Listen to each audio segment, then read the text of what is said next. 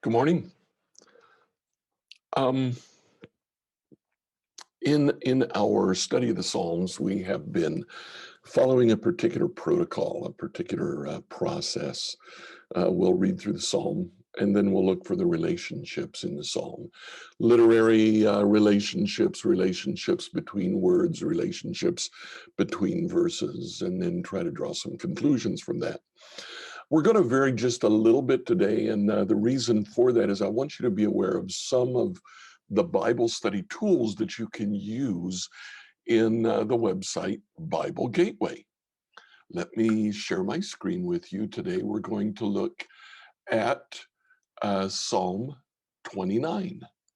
So here is Psalm 29 in Bible Gateway.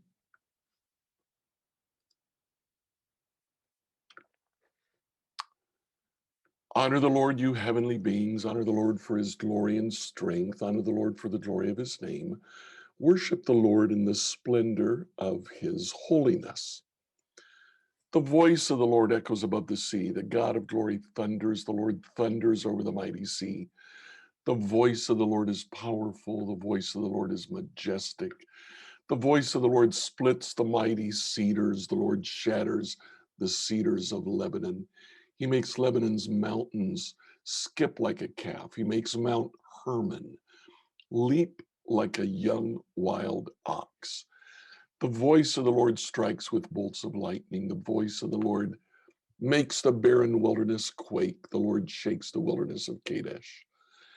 The voice of the Lord twists mighty oaks. He strips the forests bare. In his temple, everyone shouts, glory. The Lord rules over the floodwaters. The Lord reigns as king forever. The Lord gives his people strength. The Lord blesses them with peace. In this passage, the primary relationship that we see is the repetition, certainly the repetition of the name of God, the Lord.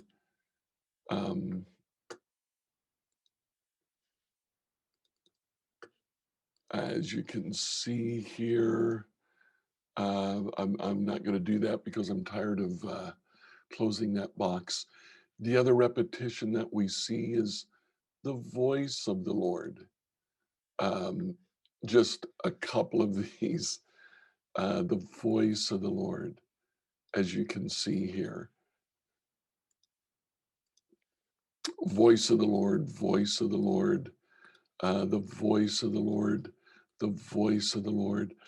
As we read the passage with these two repetitions, what we notice is a certain physical thing that is taking place. We get thunder, we get bolts of lightning, we get later floodwaters. It appears that what David is doing is he's talking about a thunderstorm. In a thunderstorm, we see God's majesty, God's glory. Look at everything just thunder does. Look at what lightning does. Then the rain comes and the Lord rules over the flood waters. This way he gives his people the strength of the thunderstorm and he blesses them with peace. Good. Now, we have read this in the New Living Translation. What I wanted to show you this morning, do you see this icon right here? It gives us the freedom to add a parallel passage. You can go into that parallel passage and you can change to whatever you want. I've set mine up so that the parallel passage will be the New American Standard Bible. Now you have Psalm 29 in the New Living Translation to your left and the New American Standard to your right.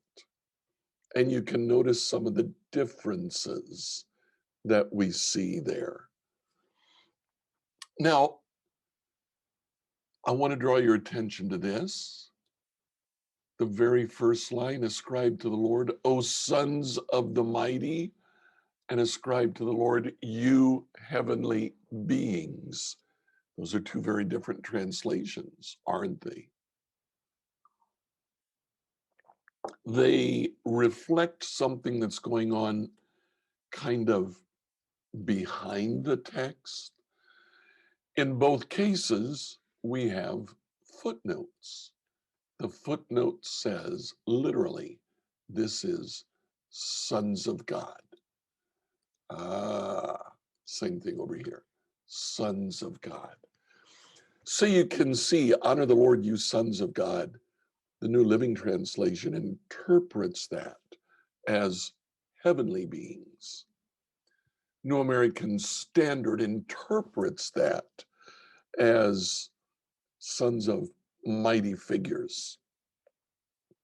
We have elsewhere, actually in a podcast, talked about the use of Elohim to describe not only God, but also angelic beings and even mighty warriors. So you get two of those translations here, heavenly beings or mighty warriors. Now, another place to look is down here in verse 9. The voice of the Lord twists mighty oaks. Verse 9 in New American Standard says, the voice of the Lord makes the deer to calve. There is a footnote here. We look at that and it says, or causes the deer to writhe in labor. What's going on behind the text here apparently is a word that is a little bit difficult to translate. It could be translated as a tree, an oak. It could be translated as a deer. New American Standard takes the latter approach. And because what it literally says is it makes the deer writhe in pain, it says it makes the deer to calve. The New Living Translation uses the former possibility instead of deer. It's an oak. So when the oak is in pain, the voice of the Lord twists the oak. That is one tool that you can use, and we are going to close this out now. And I'm going to show you a second tool that you can use. Now, for this, you can't look at an entire psalm. You have to have a verse. So we're going to look at this one. Honor the Lord for the glory of his name. Worship the Lord in the splendor of his holiness. As you see right here, you can look at this verse in all possible English translations. So let's do that. And as you see, there is now a list of all English translations in Bible Gateway. Come back up here to the start. I want to look at this phrase, the beauty of his holiness. The American Standard Version says, in holy array. It's a little bit different. The AMPC, which is the Amplified Bible Classic Edition, says worship the Lord in the beauty of holiness or in holy array. You get beauty of holiness, beauty of holiness.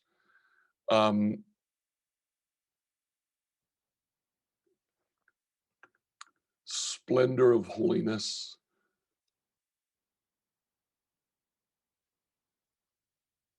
But suddenly, in the Geneva Bible from 1599, you get his sanctuary. Interesting. When you come back down here to the ISV, the International Standard Version, what it says is worship the Lord wearing holy attire. Same thing, the Living Bible, come before him clothed in sacred garments. The New American Standard, which we had up before, worship the Lord in holy attire. Now we had the 95 edition in holy array. And I just want to come down here to the Wycliffe Bible. Bow ye down before the Lord in his holy temple, or bow ye down before the Lord in the beauty of his holiness. And what is in the text of Wycliffe is holy large place. Okay, let's go back here to Psalm 29. Honor the Lord for the glory of his name. Worship the Lord in the splendor of his holiness. We saw through the different translations three possible translations of this final phrase, the splendor of his holiness. Holiness here can refer to the attribute of God. Worship the Lord in the splendor of his attribute of holiness. Or we can say, worship the Lord, having clothed yourselves with the holy garments. That would probably be a reference to the book of Leviticus, the priests who wear the holy garments.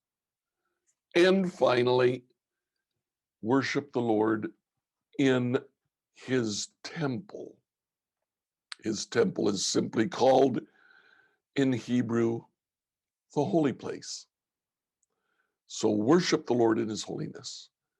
Worship the Lord in holy clothing, or worship the Lord in his holy place.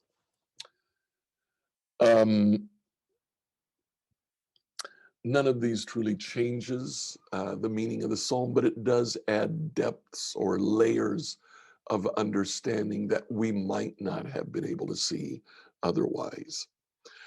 As you study, get to know the tools that you use frequently. They'll have little tricks, little things that you can do that help you significantly in your understanding of the passage.